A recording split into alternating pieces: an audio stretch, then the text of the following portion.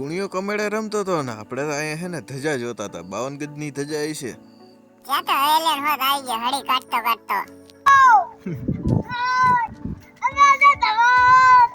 તો ચાલો હવે મહાદેવના દર્શન કરી આવી. કંચનેશ્વર મહાદેવ. તો આ મંદિર આવેલું છે પીપળિયાથી થોડાક જ આગળ હાલો એટલે તરત આ મંદિર આવી જાય છે.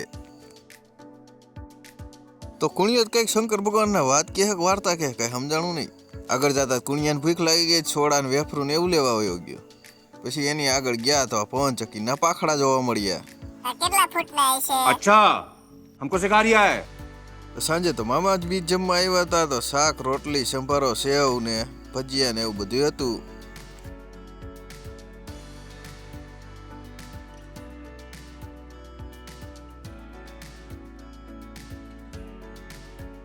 એટલું બધું ખાધું તો મોટો ભાણો ભૂખો રહી ગયો તો કે અમારે ગોંડલ જવું ખાવા. તો હલો ગોંડલ જઈએ છીએ આપણે. તો જયેશભાઈ ને સિનોવાના દોસ્તારો મળી ગયા હતા. ત્યાં જયેશભાઈ ઉભા રહી ગયા. ભાણો કે આ મેળી માથે ચડવું જોઈએ. કીધું કેમ નહીં ચડીએ? કે ના ના ચડી તો જઈશું.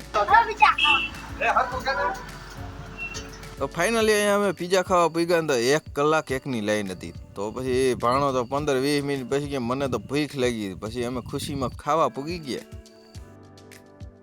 સૌથી પહેલા તો એને નૂડલ્સ મગાવી લીધા ને પછી દાબવા માંડ્યા નૂડલ્સ. એક વાત કહો, આપણે તો હેના પહેલી વાર ખાઈ ગયો.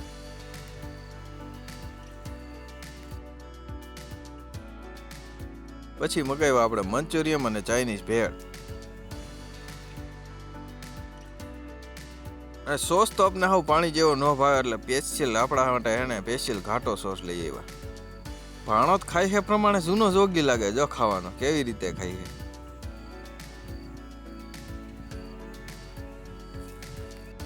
તો નૂડલ્સ અને મંચુરિયમ કરતા ચાઇનીઝ ભેળ સારી હતી. પછી તો મોવિયાની હેને સ્પેશિયલ ગુલ્ફી લઈ આવ્યો. પછી તો ખાઈ પીને ભેગા ઘરે. મળીએ આપણે નવા વ્લોગમાં. આજો